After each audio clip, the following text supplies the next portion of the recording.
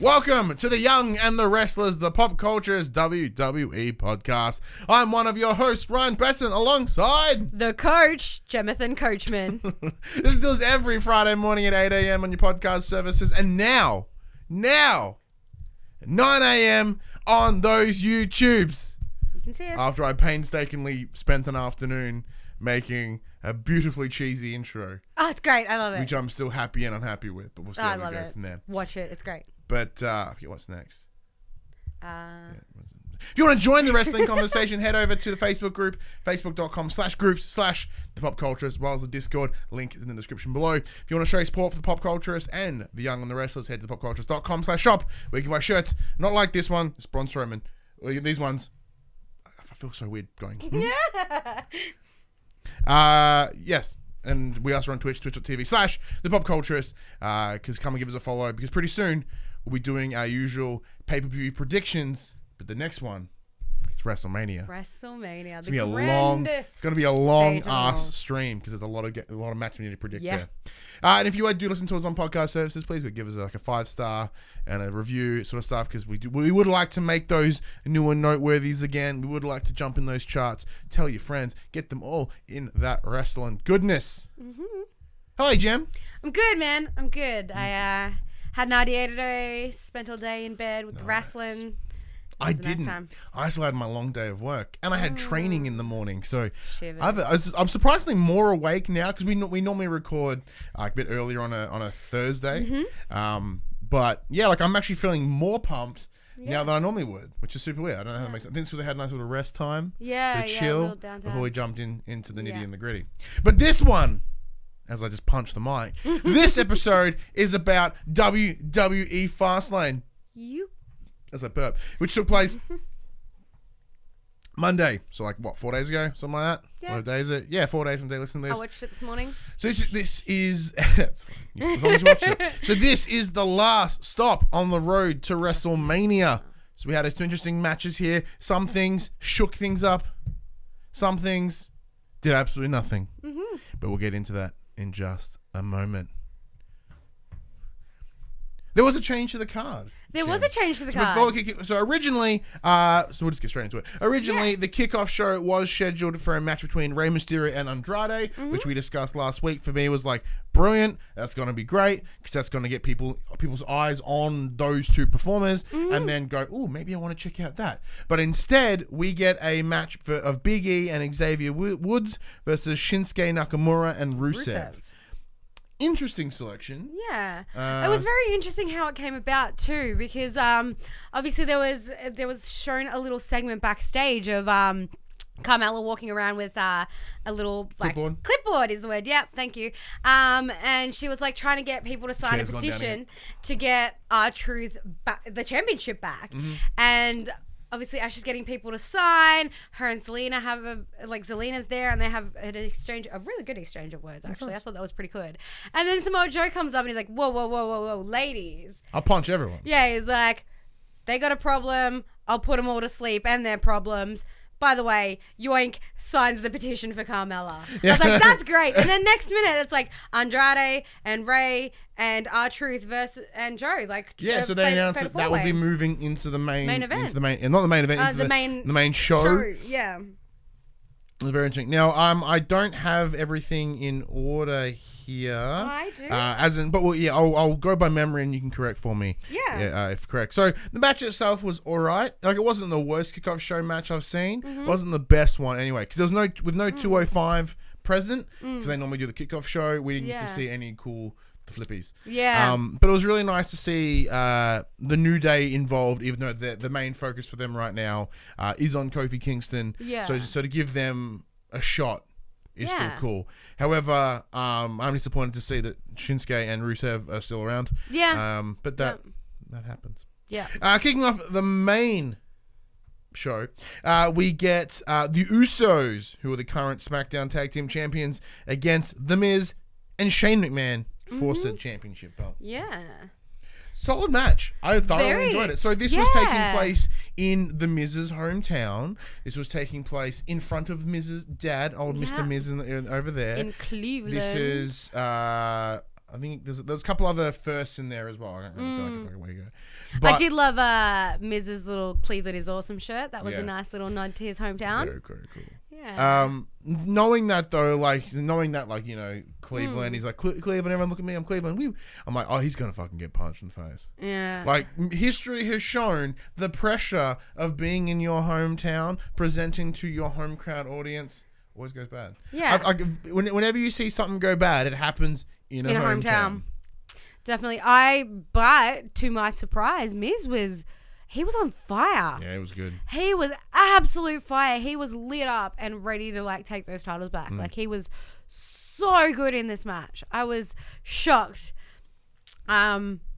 Until he took the advice of his old man. Yeah, so weird situation. So we'll get to the ending in just a second. But there were some other cool spots as well. There was a point where Shane was up on the top, ready about to go coast to coast. Yeah, and one of the Usos.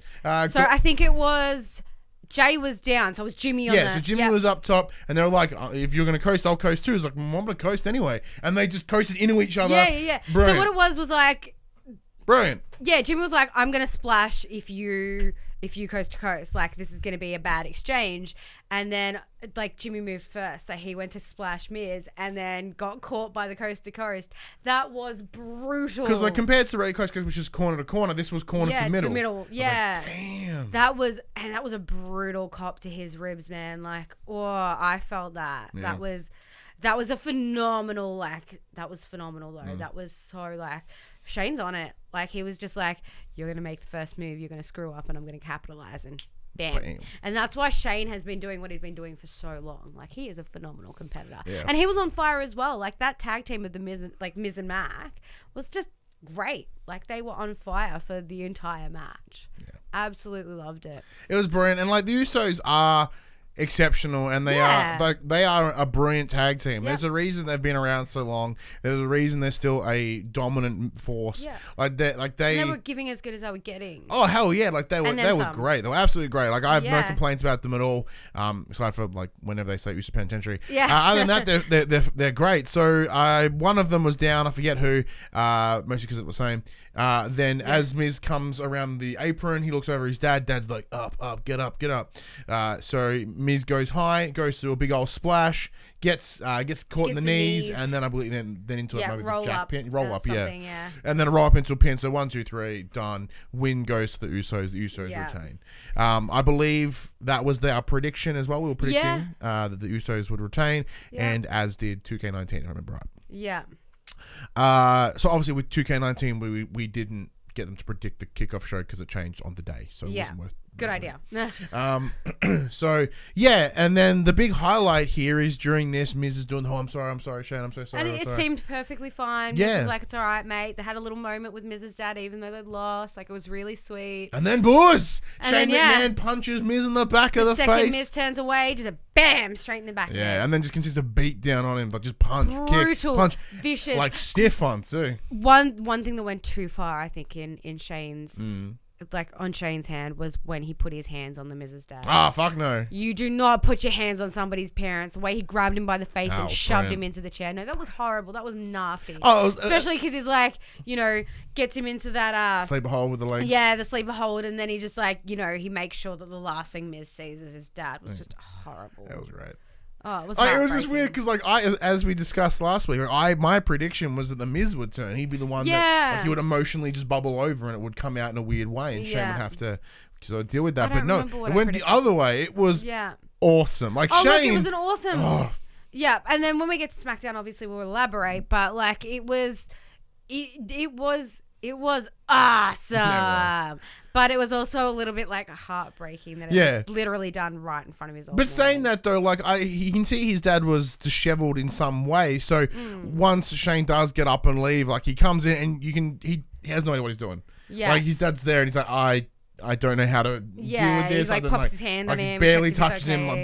He's just. I guess he's lost. How do you explain that? How do you deal with your son just getting the shit kicked out of him and punched and choked out? And then getting attacked yourself. You'd be physically shaking. Shaking yourself. So it's understandable. No, going by what, Miz has said previously, like, obviously his dad's not very emotionally available. So on top of that, like, there's a lot going on here. Like, it's a situation, but it will lead to some cool things. Yeah, it's interesting to see where it's going to go. Shortly. I believe next was... There was a little, like, I forget. Backstage promo where like it was made out to like they did the whole like pick up selfie camera thing with Drew McIntyre, Bobby Lashley, and that just super cheesy, but it was really good. They were talking some smack, and then Elias came out and had a little bit of a he had a little bit of sing about talking shit about the Miz. So we'll get to this, like, so with Elias, so like he does nicely interject like sort of on a little intermission between a lot of the key matches here. I think there was 3 or 4 of them specifically. So he comes out and we're singing a little ditty about with the match that just took place, while also sticking a fucking dig in Pittsburgh. In Cleveland. Sorry, not Pittsburgh was the week before. What was this week? Pittsburgh was somewhere. Week. Yeah, this week. So many fucking names. Yeah, no, he's having his little digs. He's talking about like, says something along the lines of like, oh, Miz, if that's really your dad, like, you're not going to age very well. Yeah, because Mr. Miz with his moustache and mullet. Yeah. So we're watching it with Craig, who's a friend of the show, he is from The Mullet Show. And then once I pointed out that his dad, Mr. Miz had the mullet, Craig was quite visually upset that someone got up in Mr. McMiz's face. Yeah. Only... Respect the mullet. Only because of the mullet. Like, he didn't give 2 shits until he realized he had a mullet. He's like, oh my God, he has a mullet. Poor Mr. Miz. Yeah. Respect the mullet. Well, that's very respect the mullet. Yeah. I forget who was next. Was another tag team? Yeah. One thing I did notice I would need to mention about the Elias thing is if you listen to the tune very carefully, it sounds like the tune from the end of Happy Gilmore. Yeah. So listen back carefully. If anybody else heard that, please tell me, because I kind of might sound like I'm a bit crazy. It did sound like that. Anyway, after that we had the Mandy Rose versus That's Asuka right. Yes. match. So we had the SmackDown Women's Championship match between Mandy Rose and Asuka, which Asuka did retain after some accidental interference in a bad way from Sonya Deville. So during this little scuffle between Asuka and Mandy, it was relatively. Let's be honest, we didn't really care too much for. Yeah, I gave no shits. Yeah. But like the fight was consistent. It was it was a good like to and fro in terms of Mandy doing what she can to get up in Asuka's face. As much as I wasn't interested in the match, I just love watching Asuka fight. Like, she's just brutal and it's so good. And obviously mid-match, like, you see Sonya like grab the apron up and she's looking under it. I was like, has Hornswoggle popped up somewhere? Like, I was like, what's she looking for? Because it was that weird line. So I'm looking and like, this is not how you go about getting involved. Like, this is a regulation match. There is disqualifications. There all are these stipulations in place that if she does get involved in this capacity, it will cost Mandy the match. Yeah. So when she did first time, I think it was on the far from the camera. So the far side, like behind she was us, pissing around underneath. I'm like, what are you doing? Like, I thought it was like Hornswoggle popped out or something like that, and I was like, "Who's Asuka teamed up with to get rid of her?" That little tub of Gatorade that's always down there. Yeah. Maybe she's a bit thirsty. Like, understandable. I'm thirsty right now. Like, I understand where she's come from. Yeah. So I'm thinking that maybe that was the case. Maybe she's gone for Gatorade. Like, sure, why not? Or looking for someone, looking for a weapon of some sort. And then later on, we do find her around the commentator side, so on the right-hand side of the ring. She does pull the apron up over the top to grab a kendo stick. So her reaction time was a little off, leaving the apron up. So as Mandy gets Irish whipped into the ropes, and on the bounce back, slips on the mat, eats shit. Asuka comes in, takes advantage. 1, 2, 3. Asuka retains. Did she? I thought she got. No, she totally retained. No. I mean, give me 2 seconds. Yeah. Asuka does like that big old kick, and like you see in the slow mo when Asuka's boot hits Mandy's face. Oh, like it proper wrecks her in the face. Like, it was genius. Great. That was when they played the slow mo. I was just like, this is the best part of the match. Like give me more Asuka getting booted in the. Mandy getting booted in the face. That and I'll be very happy. Was like the perfect part of the match. But yeah, obviously they leave. Mandy's super pissed at Sonya. Sonya's super apologetic, but still, it was like, damage was done. You cost her the match. Like, how very dare you? Yeah. Wow. And like, it's that weird line because, like, these two have been a relatively inseparable pair for a very long time. So to have this, like, unlike Miz and Shane, who there's a resentment there from Shane after these two quite important losses. Yeah. With Mandy and Sonya, I should say, Mandy is clearly just sort of in the moment. I don't see this having any long-term negative effects. Accidents happen. Yeah, like I understand. Granted, I'm sick of seeing interference, but I'm happy with this interference because fuck them. Because it backfired. It's always totally good when it backfires. Yeah, it was brilliant. And it's something I've never really seen before. So in that side, I really dug it. Yeah, I agree with that too. Even though I've not been watching for years and years and years. Yeah. Even in the last 8 months, there has been good. Well, I keep adding extra months, like 6 months. There has been some repetition, so it's really cool to see something a little different, whether it be intentional, accidental. I don't really mind. Yeah. So there has been a switch, and I do like that. Yeah. Indeed. Yeah, for sure. I do believe after that we did get another tag match. Yeah. Which I think was the Revival, was it, or was it the US Championship? No. So it was. Sorry. So there's that little backstage thing of Kofi still waiting outside the McMahon. That's correct. So in the kickoff show, Kofi was approached by a gentleman saying, "Hey, Mr. McMahon would like to see you in his office to discuss a WWE Championship opportunity." So Kofi runs off, and then Big E and Xavier Woods head in to go to their kickoff match. Yes. So during this time, Big E and Kofi walk up to Vince McMahon's office, wondering what's going on with Kofi. An hour later at this stage. Yeah. So Kofi's standing up there. He's like, "Dude, have you not gone in?" He's like, "No, I've been knocking." They keep telling me to wait. So he goes on in, has a discussion, and Big E and Big E busts, they rip the door open, go on in, have a discussion, and Vince is like, "What the fuck? I've been waiting for you for like an hour. What's going on?" It's like, "Yeah, I've been knocking at the door, blah blah." So this big sort of spiel. Oh yeah, I forgot about this match because it wasn't on the card. Yeah. So they have this sort of to and fro, the idea that he deserves this, he needs to make sure. You need to make the WWE Championship match a triple threat. You need to make this happen. And Vince is sitting there umming and ahhing, and then he goes, "You know what? The match is a triple threat. I'm gonna make you a triple threat match." So he said, So it was like, something "I'm like gonna make that a triple threat, and you better get to the ring. You better to the ring right now. You two banned from ringside. You've got a match. Go now." So no point. So this is the big catch here. No point did he stipulate what match that he was running into. Yeah. So it was just assumed that it was the WWE so there was certainly the assumption that this was going to happen. What they were talking about. So as Kofi runs in, great big pop, crowd goes bonkers because it's Kofi Kingston. Gets announced as a WWE Championship match. That it does. Yep. Then a dude with a headset walks up and is like, to the ring announcers, and he's like, "It's a 2-on-1 handicap match against the Bar." Yeah. And this is the thing. So, the announcer's like, "I've just been informed that the WWE Championship is happening later tonight. This match is a, handicap match against the Bar." Usually handicap matches, it's a tag in, tag out type situation. It's not always, but yes. Yeah, usually. In this one, it's specifically stipulated that the Bar will be competing at the same time, meaning there's no tag in, tag out. It's 2-on-1. Yeah. So, unfortunately, Kofi really tried to hold his own. Like there were moments where he did show some strength over like Sheamus and Cesaro, but he just got stomped. overpowered. He got stomped. And eventually just got to the point where Big E and Xavier end up running out, and then Nakamura and Rusev are right on their heels and take them out, and then there's just bodies all over the floor, and it's just a big old mess.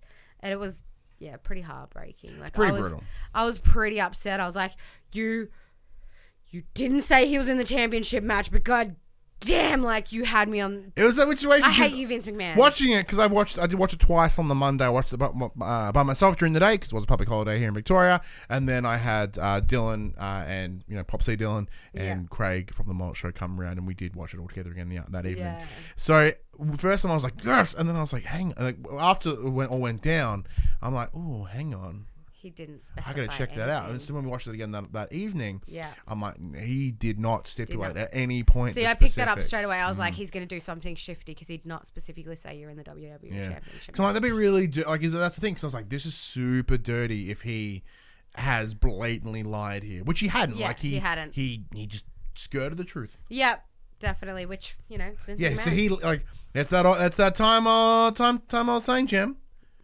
If you assume, makes an ass. Have you and me. Yeah. But in this case, mostly Kofi. Because Vince McMahon is still an ass. Yeah, exactly it. What's next? But so obviously the Bar get the white noise thingy, and somebody pins Kofi, and it's a sad time. It's all chaos. Yeah, sad time. Yeah, and then there's a little interview backstage with Sasha Banks and Bayley's like, just want to give a shout out to Kofi Kingston. Right. He is an amazing athlete, true inspiration. We look up to you, keep fighting. And then they just babble about their championship match. And then something about bank on that. And yeah. No greater connection, the Boston Hard connection. Yeah. And you can bank on that. Yeah, same old. And then Elias again, singing a bit more about, this time about Kofi Kingston and the situation he's been put in.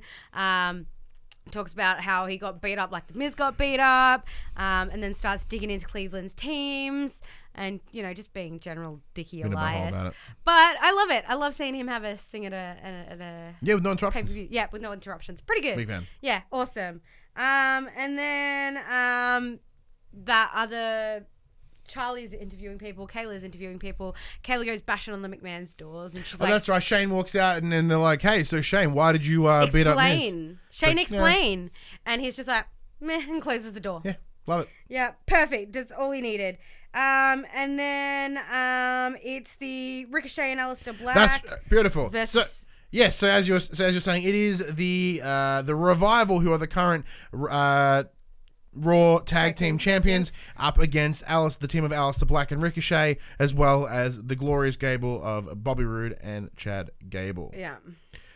Interesting match. So for me, there was a couple of things going in here for me. Mm-hmm. I was concerned of how this was going to go down. Like, the Revival, if they lose that belt, that's not looking good. Yeah. As we know, these guys have been contemplating potentially bouncing out, heading to the likes of AEW. Yes. So if they do happen to lose the belt, we're probably going to lose the Revival. Yeah, we're probably going to That was a concern for me. And after that losing streak early this year, I was like, they can't have this be buried again. Like these guys, although I'm not a massive fan of them personally, it's a bit of a dick move to have them be buried so hard. Yes.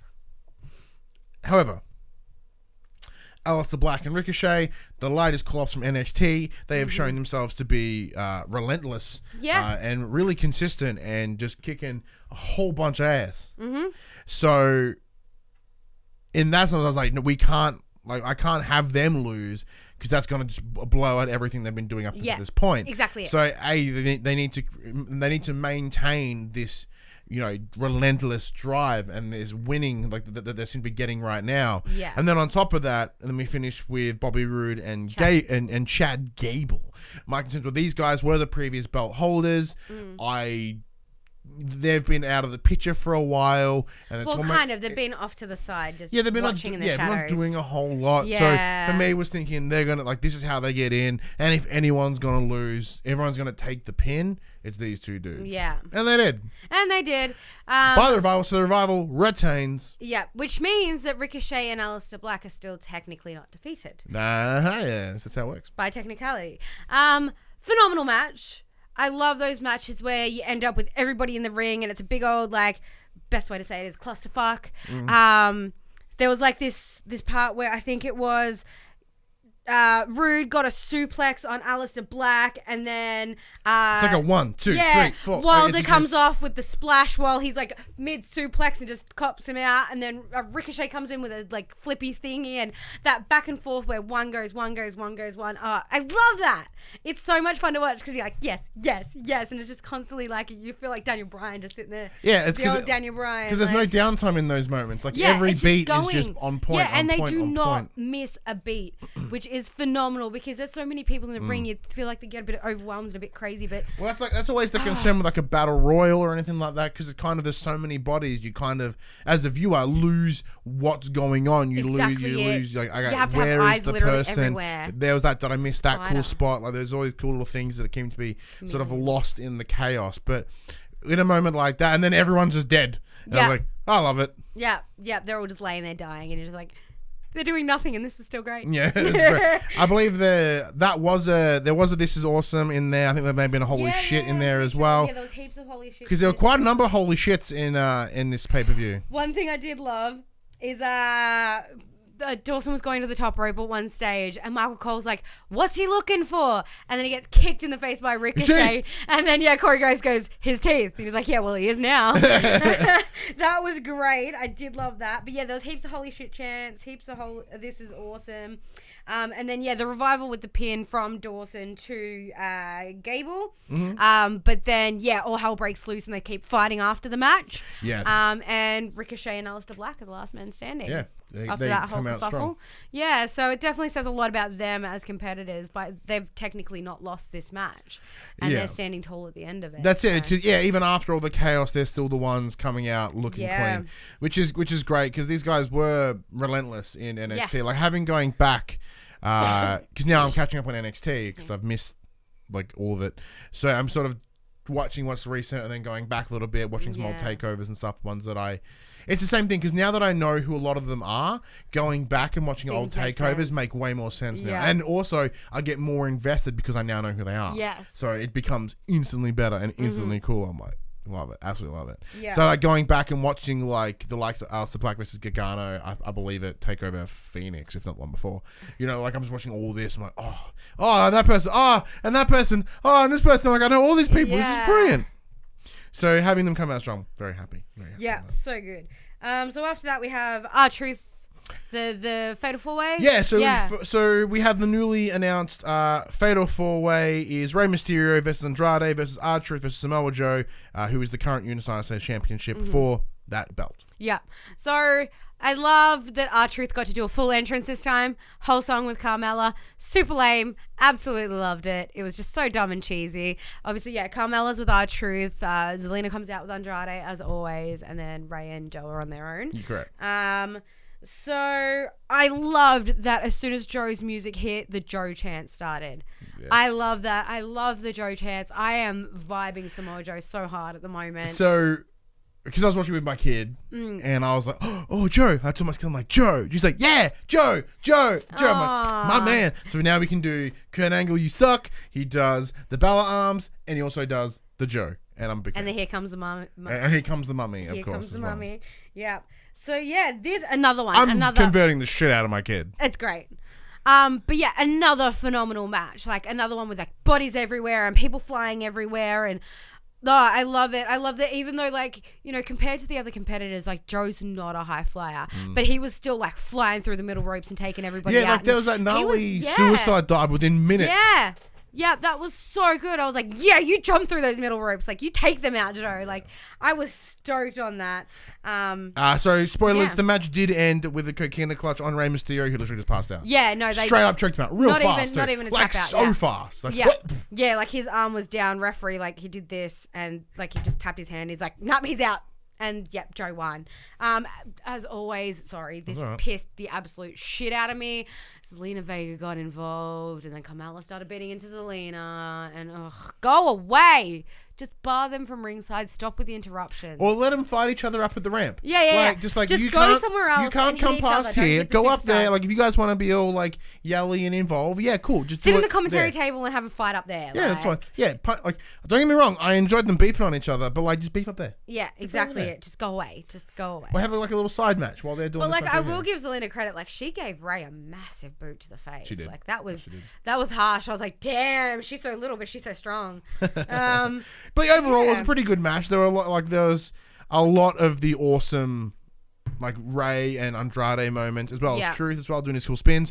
But this is the concern here. This is like the fourth time we've seen this match in about 3 weeks. I did feel 2 a bit weeks. repetitive. And I was a bit. It's a real bummer. Like I feel it's kind of them leading to the idea of Rey or Andrade holding the belt, and that I'm cool to see. Yeah. I think they if with the United States Championship having kind of a loss towards the tail end of last year, with Shinsuke not doing too much with it, and then Rusev getting it, not doing a whole lot with it. And then now that it's in the hands, so it was R-Truth for a little bit, and like it's kind of not had the luster, because even after R-Truth won it, he was out for about 3 weeks. So we haven't seen it, and we haven't seen a lot of it. So I think by putting it, if for any reason that Andrade or Rey do tend to pick the belt up, I think it makes sense for them to have it, because we're going to see that belt every week, and we're going to see it defended every week. And like, although we'll see a lot of Rey versus Andrade, Yeah. I don't care. Give me all of that. Yeah, well, this is one thing I'm sort of, this is a fantasy for me, is I'd love to see Ray with the title, just because it is the only title that he hasn't held. He has not held the United States Championship, and I think it's about time. Like, he's still such a vital competitor in the WWE today. He's still working his ass off week after week after week, and I think he has more than paid his dues, and I think it's about time for him to finally pick it up. I agree. But I think it's going to be an underdog story, and he's going to take it off Joe. I don't think it's going to be like a, triple threat, like he pins Andrade type thing or anything like that. I think it's going to be a direct win from Joe, especially considering, obviously, like, the other guys always have somebody in their corner that interrupts. I think we're going to have a nice, clean match with these two. But, like, saying that as well, like, Ray has all the motivations to go in there and do that. Having been choked out, like, there is desire, there is a push there is something to see come out of that match between the two of them, and that's what I want to see. I want to see more of that. I'm a big fan of Ray. I want to see all the Ray. Yeah, definitely. Then we move into the women's tag team championship match of Sasha Banks and Bayley, the Boss and Hug Connection, who are the current belt holders, versus the Samoan butt faces, Nia Jax and Tamina. Rubbish. I've seen this over and over and over again as well. I checked out. And I definitely checked out too. I entirely checked out until where are we? Until I think, does somebody inject? No, there's no interjection. So what we see is a bit of a beatdown, and then Bayley gets the pin on Nia, I believe. It may have been. I didn't pay much attention. Look, I said this is the time when I was like getting my son lunch, well, just piss farting around, not really paying attention, and then I hear this, Tamina's in Beth Phoenix's face. I'm like, what the fuck? And then I turn around, and then we see Nia and Tamina get all up in Beth Phoenix's shit because she was a guest commentator for the match. She was guest commentating the match. Yeah. So Bayley gets a pin on Nia for the win, and obviously Nia and Tamina don't like that, so they do the typical Nia and Tamina thing, and they attack the shit out of them once they're done. Beth Phoenix is obviously sitting there, and she's like, "This is unacceptable. Like, this is not how we should conduct ourselves. Like, the women's division is bigger than this, and they're making us look small, and they're what's setting us back." And I agree. This has all happened in front of the commentator section, so obviously, like, Nia and Tamina have heard this. So once what happens is Sasha gets thrown over the table by Nia. Yeah, that's a mad slam. Yeah, brutal. I was waiting for the point where Nia actually injured somebody. Again. Anyway, so they've obviously, announcers have scattered. Beth Phoenix ends up in front of the announce table, and she's standing there watching, and Tamina just turns around and just sort of gets up in her face. But Beth Phoenix is exactly on point here. The actions of Nia and Tamina are what holding this that division back. And she says it to their face. She's like, "This is unacceptable. What you're doing is unacceptable." Yeah. Like, you see her saying, like, "You're holding us back." Like, they are sore losers. Every time I see them on screen, I want to punch myself in the face. Yeah. I actively want to turn off whatever I'm watching. Yeah, you do. You tune out hard. And even if they do happen to say something, I just don't care. I simply cannot care about these two women. Yeah. And it really put a dampener on what could have been a good match. Exactly. If they put this match with anyone else in terms of, like, put the belt on the line, I would have loved to have seen it. Yeah. And all that I'm hoping for now is come WrestleMania, we're going to see Trish and Lita versus the Boss and Hug Connection. Which would be awesome. That's what I want to see. And that's a match that I would have loved to have seen at Fastlane. Yeah. Granted, is certainly a much larger Mania match, but that's what I'm leading towards. Like, I went and after it's been sort of hinted at with Bayley sort of like poking the bear a little bit on Lita on Twitter. Or maybe on Trish on Twitter. Trish, Trish, sorry. Trish, so for that reason, like, I was like, because this Trish was like, great. Congratulations, like, something. This was at Chamber, and Bayley's just like, like, we're ready when you are type thing. So I was like, oh. So over the week, I went and I watched the collection of Trish and Lita, and amazing. I'm in love. Just incredible. Like, give me that. Lita was a huge stepping stone for me in embracing my alternative culture. For sure. Like, for me, growing up, Lita was the be-all and end-all. I wanted to have big tattoos showing. I wanted to be that badass in cargo pants and crop tops, like, G-string all the way up to my friggin' ribs. Like, I lived for everything Lita did on her own and with the Hardy Boys. And even when she moved on to, Edge and the whole saga with that. Like, I still, even though she wasn't the most favored at that time, I still loved everything she did because she's just so badass. But watching this collection and seeing these moments and seeing that both Trish and Lita were exceptional, like superstars, like ridiculous compared to everyone else that I saw in this collection, were just a bunch of fucking random women that were there. And then there's Lita doing moonsaults off shit, you know, like Trish busting out like the Stratisfaction and like all these things that are just genuinely awesome wrestle Lita's shit. Split open time after time. Yeah, like, and like bled heaps. you compare that to the likes of Nia and Tamina, who just don't bring a lot apart from we're big women and we're gonna fucking throw you around. Yeah, it's the same shit. It's Brock Lesnar in a woman's body. What's the Rock? But like, it's boring, it's uninspired, and there's only so much you can watch someone be the big person and not have anything to offer. There is no 100%. Growth, there is no improvement in 100%. Her. If anything, there is a decline, because if your only thing to do is to be the big person that throws people around, if you're not going over, right, they always like, well, we'll step something up, we'll do something new, and we'll twist on what we already do to sort of get that crowd response. But when you can only just throw your weight around, you throw your weight around harder and injure people. Like, not the regular compete injury, as in you permanently injure someone. Hurt someone. And that's my concern, because as Nia tends to fall under, which she will, and Tamina, who will be dragged down with her, we're going to see a decline in there, and I think more of a potential risk for everybody in that locker room. Definitely. So for any reason, if she does start losing these title opportunities or these matches against Sasha and Bayley, my concern is what's going to happen to the next person she takes on. Yeah. That was a good rant. Yeah, it was. I enjoyed that. Yeah, definitely. I'm definitely sick of seeing it. But yeah, obviously Tamina says something wrong. Beth clocks her, and then Nia and Tamina just attack Beth. Yeah. And then out comes running her best friend Natalia, and Natalia tries to take them on, and Natalia gets flattened as well because, let's be honest, it's Nia and Tamina, and that's all they know how to do. They can't even friggin' talk, for crying out loud. So yeah, and then that's the end of that, like just bodies on the floor. And then we go into the triple threat match for the WWE Championship. That's correct. So, as Vince McMahon alluded to earlier on when chatting to Kofi, the WWE Championship match is a triple threat. However, if it's not going to be Kofi, who is It's going to be. So we see, I believe Kevin Owens comes in first. Yep. Then we see Daniel Bryan and Rowan, I believe. Then Mustafa Ali, the man who really should have been here anyway. Yeah. You know, Kofi just happened to fall into his place. So it's that line of, oh, cool, it's Mustafa.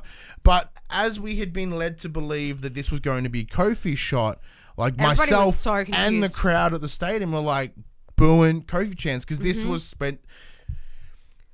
This was Mustafa's shot that became Kofi's shot that became Mustafa's shot. And the crowd at one point would have been ecstatic for Mustafa. Yep, not right now. Who then became ecstatic for Kofi. Who then became ecstatic, who became against Mustafa because of that Kofi hype and that Kofi pump. Yeah, so, which didn't happen. Yeah, I was super shocked that, you know, they were booing everyone in that match. Like, everybody that came out just got a really raw reception. It was not a good time. But yeah, heaps of "We Want Kofi" chants, like constantly Kofi, like throughout the entire match, which I love that the universe is so behind him. Like, it was so sweet, but it was so bittersweet. There was some really good moments in this match as well. One particularly was watching Kevin Owens nearly blow his face out on the announce table. So I forget who was jumping out. I mean, Rowan. And as he's jumped, like the way he was sort of like there was that last moment, because like we had to rewind it. We're like, because we thought he may have blown out his face, like he just destroyed the corner of that announce table, but he didn't. Yep. One thing I loved, because these sorts of matches... Thankfully. Yeah, thankfully. One of these matches, like these matches are no DQ matches. So Rowan was allowed to get... anytime it's triple threat, no DQ. Yeah. So Rowan was legally allowed to intervene. And at one point he did, and he copped a super kick from Kevin Owens and a super kick from Mustafa Ali, and then they looked at each other for a second and they're like, meh, double super kick. Like, that was great. Like, I love just watching him get annihilated by that. That was one of my favorite parts. But yeah, so I think Daniel Bryan retains. He gets the pin on He Mustafa. does certainly retain, which is... Oh, we did mention the Sasha and retain, because why not? Oh, yeah, of course. But yeah, so Bryan retains here after a reasonably close match in some moments. Mm-hmm. Knowing, like, I truly thought that it wasn't really going to change, especially with it being a triple threat with no DQ. Like, Roman was going to get involved and cause a kerfuffle. And for that reason is pretty much what led to the result of the match. Yeah.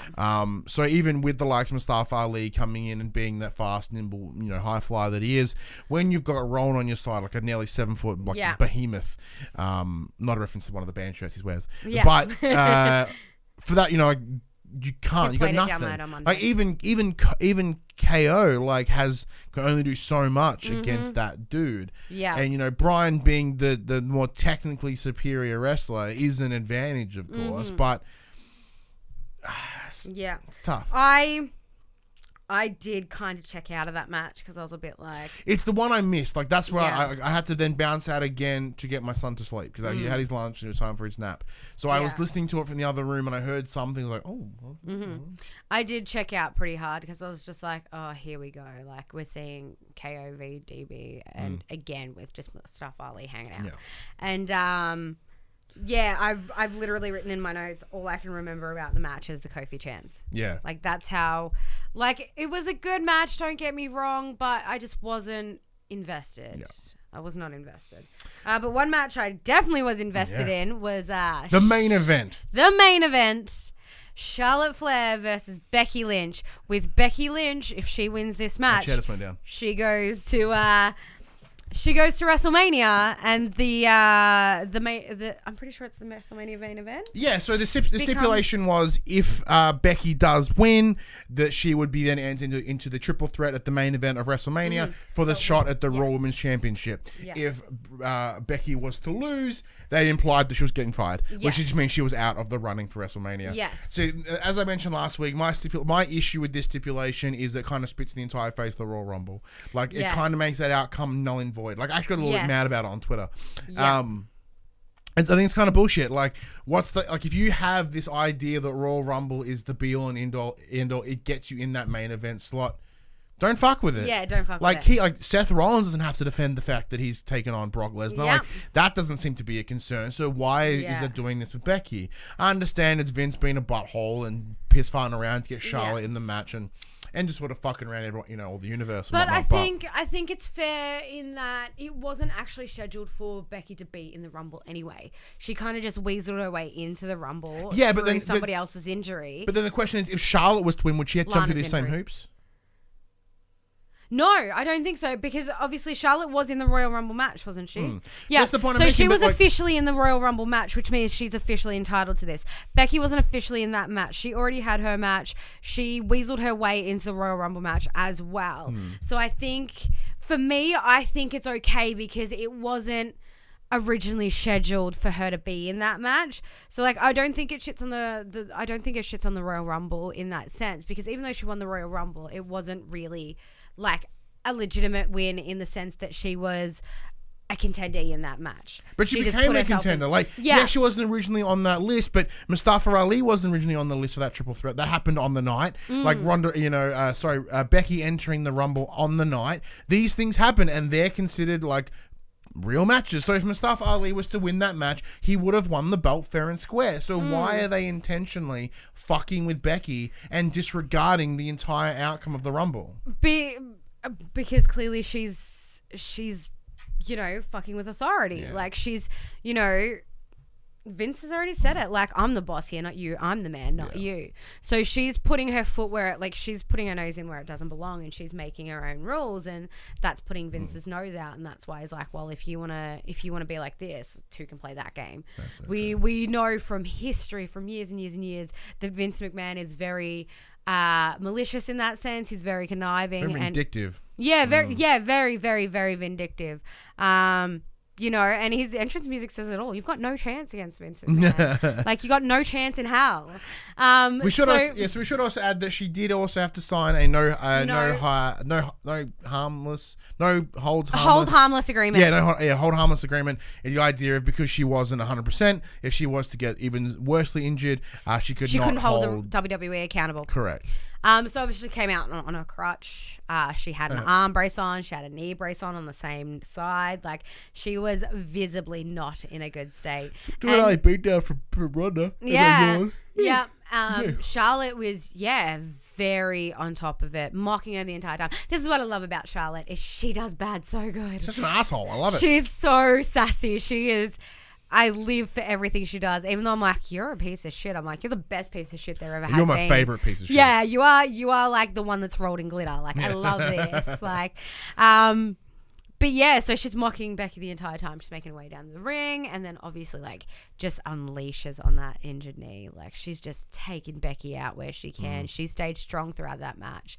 There were a few points where Becky got up. You know, she got a few kicks in. She got a little bit of advantage at some points. But for the most part, there was a point where so Becky, I believe, was in the corner. Charlotte went for a knee drop and not knee drop. She went to knee her in the face. Yeah. Becky got out of the way. Charlotte smacked her knee into the ground. So there was a moment of like mutual injury, kind of. Yeah. But like there was a strong advantage in Charlotte's corner, and that makes total sense. Like, you're coming in with one good leg, like not even the.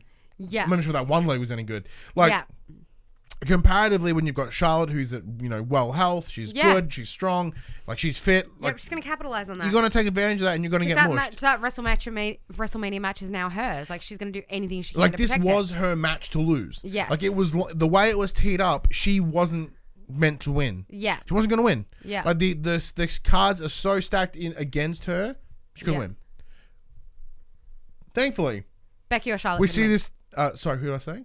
For Becky to lose. You meant Becky to move. Yeah, okay, yeah. Because I was talking about Charlotte, and you just went straight. No, you just went straight into saying she, and I was like, she. So I had a stroke. Yeah, and I didn't that's okay. Becky. But I do want to mention as well, though, like there was I forgot what I was going to say now. Oh shit! So yeah, this whole thing's obviously happening. Like, Becky's getting pretty much dominated the entire time. Because obviously her crutch was taken off her. She's not allowed to use it. Like, but yeah, like just the mockery of Charlotte and stuff like that was just phenomenal. But yeah, you were gonna say. Yeah. So as we're seeing this little beatdown, which this little black thing just. Bang it from the distance. I loved it. You just right? see in comes Ronda Rousey. That's what it is. Yeah. So what happened? What I was gonna say, I loved was like. Becky gets Charlotte into the disarm her. And I was like, oh, this is it. But then Charlotte sort of weasels her way around. She gets this really cool counter and gets her into a figure 4 leg lock. And that's when you see from behind them just a little black figure just sprinting to the ring with a little blonde ponytail behind it. I was like, oh, here comes Ronnie. I'm like, oh shit, that's Ronda Rousey. So and she jumps, she kind of slides way into the ring, gets up, just fucking tit punches Becky and goes ding, ding, ding. And she's like, oh, that's all I need to do. Yep, and the referee punch in the boob once, climbs out the ring, grabs the announcer, is like, winner by disqualification is Becky Lynch. And he's just like, the winner of this match via disqualification, Becky Lynch. And Ronda's just standing against the ropes like, fucking yep. Yeah, I did it. Yep, that's right. Because Ronnie's sick of playing the McMahon's games, and she's going to make things happen her way. And she did. She didn't. She wanted that match with Becky. She got that match with Becky. And I love that, like, obviously Charlotte's just standing there bewildered and, like, angry, and she just doesn't react. Ronda just meekly just walks away, just like, I get what I want, and does a whole point at the WrestleMania sign. And speaking of, we're going to have to change that. Oh. Hey, sign. I'll change that in post. I actually have ordered our own one. Yeah. I should be picking that up from Officeworks tomorrow. Awesome. But yeah, and then Becky's like hanging over the edge of the ring, and you just hear her say, by any means. Yeah. I was like, well, damn right. Yeah. So yeah, it's now a triple threat match at Mania, which I am stoked about, because I personally was not expecting that outcome. Yeah. I was expecting a real underdog moment from Becky, that she was going to get the tap on Charlotte, you know, that disarm her was it. And then seeing Ronda just come down and play by her own rules, I was like, oh, Ronnie, you do bad so good too. I was just like, yes. Yeah. Like, I feel like, you know, there's more of a fire under Ronda now. And we're going to get the best Ronda Rousey we've seen in a long time. I agree. Because she angry, and she is good when she's angry. Yeah. So yeah, I loved it. I loved it. I love that ending. Makes me excited for WrestleMania. Yeah, I was not expecting it, and that's what I love. Is like sometimes you do get what you don't expect, and I was just like, yes. Just see, part of me always knew that we were going to see the triple threat match. Just the way it was being like, it just felt alluded to. Dash being the rumor mill that he is was kind of filling my ear hole with a little bit of whispers. Yeah. So I was like, it's gonna be triple threat. It's gonna be a triple threat. I'm like, yeah, but how are they gonna make that happen? Like, what thing can be put in place for Becky to get herself back in this match? Yeah. She didn't have to get herself back in the match. Ronda did it for her. Which made me even happier. But that does bring us to the end of WWE Fastlane. Let us know what you thought. No, there's more. Was there? The Shield match. Oh fuck! I did this too. When I watched it, I was like, "Well, that's the end of it." All right, I'm gonna. Oh fuck, the Shield. So yeah, before this that, literally happened in the room. So before that, the third time we see Elias, the third and final. I completely forgot. He has a bit of a thing about Becky and the main event that's about to happen, and how Shield aren't shit and yada yada yada. And then out of fucking nowhere, Lacey Evans. Oh yeah. He's talking. First of all, Elias is like, this is how it should be. No interruptions. I get my time. Like yada yada yada. And then she just, struts her way out, and I was just like, oh, go away. And Elias is just standing like, the fuck? And then RKO out of nowhere. Oh yes. Yes! RKO out of nowhere. Elias just gets planted by Randy Orton. And earlier in the night, AJ Styles had been saying something about, watching Randy, and he's going to be there to capitalize and something like that. He's going to be there when Randy's there. And yeah, RKO out of nowhere. And then phenomenal forearm out of nowhere. And I was like, yes! That came out of nowhere, and I'm living for this. Yeah. I was so excited. I was like this in bed. I was just like laying in bed like, whoa! Randy! I was like, whoa! That was thrilling because it's leading to this.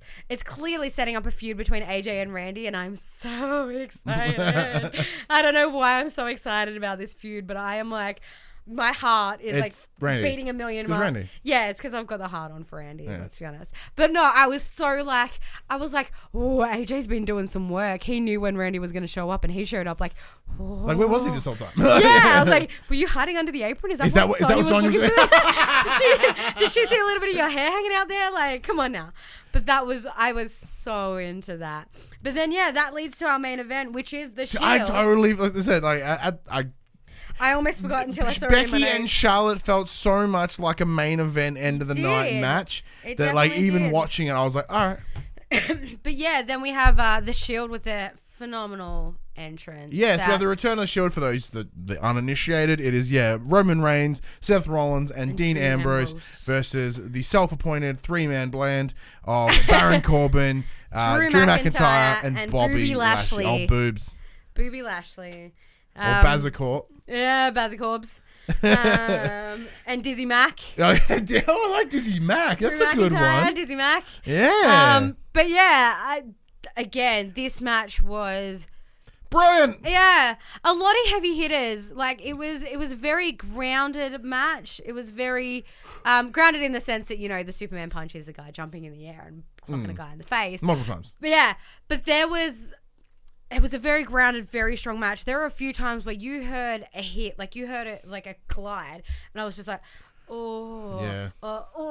like I felt it whenever I heard it. I was like, oh, my shoulder in the ring post. Like I was cringing at how hard these guys were belting each other. So there was a lot going on in this match. So although it was a tag team match, so there was two legal competitors, one legal competitor, two, and then the other four piss farting around. So we did have a lot of ring stuff. So Roman tend to hang around the ring a lot. He and Baron sort of. Well, it was his first match back in the ring in 5 months. Exactly. No, the point I'm saying is like he's kept his ground to stay in the ring. Like he knew his limits, thankfully, and kind of stuck to there. So he and Baron did a lot of one-on-ones over there. Yeah. However, the remaining boys hit the floor. Just fucking spilled. Yeah, they spilled. This is what I love about the Shield. Is they just don't care. They will throw men anywhere.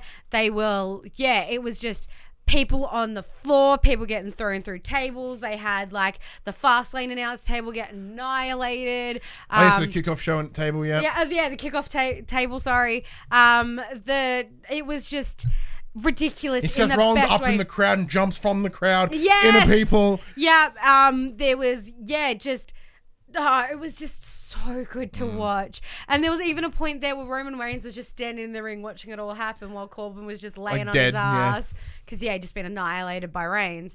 And he's just like smiling and nodding and just watching the chaos unfold. And it was so good to see that one-on-one with Corbin and Reigns while the other guys were just completely distracted and kept out of it, so there could be no interruptions and there could be a bit of clean fighting there. And I was in awe. I actually have not seen the Shield wrestle yet.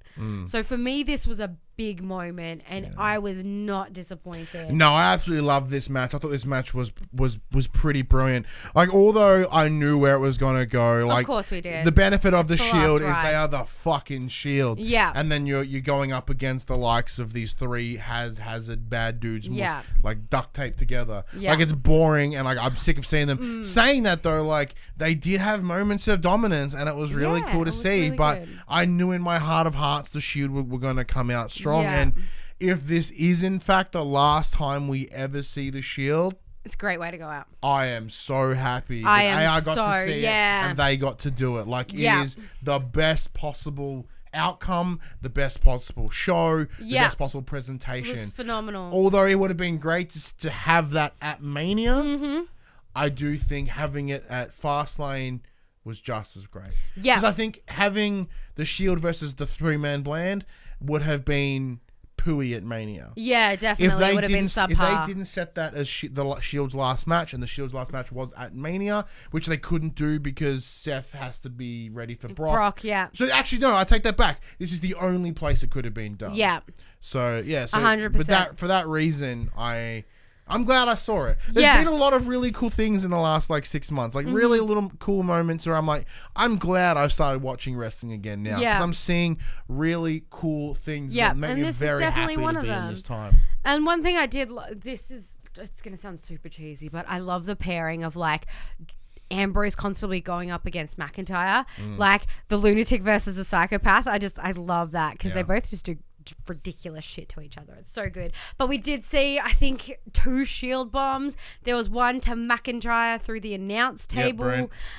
Phenomenal. And then there was Just another Drew one. getting mushed. Yeah, and Roman just kind of lays on him.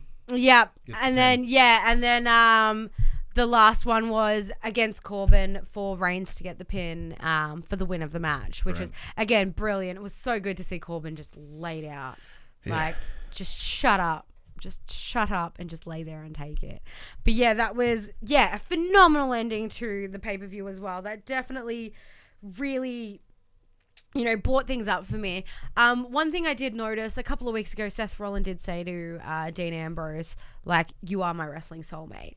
And I didn't think much about that until I watched them and their chemistry when they were in the ring together. They are ridiculous. And I was like, wow, they really are wrestling soulmates. They, like, together, they did some really, really cool shit. Yeah. Obviously, like, the whole idea of this match was to kind of spotlight Roman Reigns, obviously coming back from his, I assume anyway. The whole idea was to, bring Roman Reigns back into the spotlight. That one last ride of the Shield. Obviously, he is the leader of the pack in the sense. But I definitely think that Seth and Ambrose stole the show from him for sure. Yeah, I think that just becomes from their capabilities. As you said, with that little bit of potential ring rust, that little bit of exactly. With limitations I wouldn't in even place. say pulling his punches because he did certainly lay some real hits on hard people. Superman punches. But I think compared to the likes of Seth and Dean, he's a bit rusty, keep himself a bit control. It just seemed a bit understandably, a bit you don't want to overdo yourself too quickly. But watching them share that hug, and then I'm not crying, you're crying. Yeah, and then the fist at the end, I was like, bro. Yeah. Because my part of me was like, we're gonna get some bonkers ending where Dean's gonna turn on everyone and again, and that's gonna be the final match at Mania, Dean v Roman. Because I don't think that's been on for a while. And then thankfully it wasn't. It was a nice wholesome ending, and it made me it was really super happy. Sweet. Yeah, very heartwarming after watching a lot of wrestling in a day. And it was just it was definitely a good way to end it. You ended on a feel good note, and I was just like, this is nice. I loved it. Very nice. Now, let us know what you thought of WWE Fastlane in those comments below or over at the Facebook group, facebook.com/group/popculturist, or the Discord. Links are in the description below. Jem, what were your final thoughts? What would you give the standard and soon to be saddened Kurt Angle thumbs? I would give it 1.5 Kurt Angles. Yeah. I think it was pretty good, but it wasn't great. Obviously, they do have to tone it down a bit because Mania is the grandest stage of them all. That one has to surpass everything for the year. So I definitely think it was, you know, predictable for the most part. Obviously, coming into, you know, the grandest stage. But yeah, it was still entertaining as hell. Yeah, no, I agree. So I'm thinking probably I'm gonna guess a 1.5 Kurt Angles as well. It's that sort of situation of then with no titles changing hand, it kind of felt a bit lackluster upon reflection. Seeing the Shield was really cool. So watching Aleister Black and Ricochet be dominant was always great for me. The Becky Charlotte was a real big standout. And the likes of Nia Jax, Tamina, and there's a couple of them hitting like slow things that really kind of bummed me out. That kind of brought it down that half step. Now, it's like I still enjoyed watching it, but not. When there's active moments to check me out, it brings it down. You know what? If anything, I'm gonna cut it back down. It's a one. It's a 1 for me. Yeah, it's a 1 for me. It's a good old 1. I think Kurt Angle. I was having a good day, so I was being generous.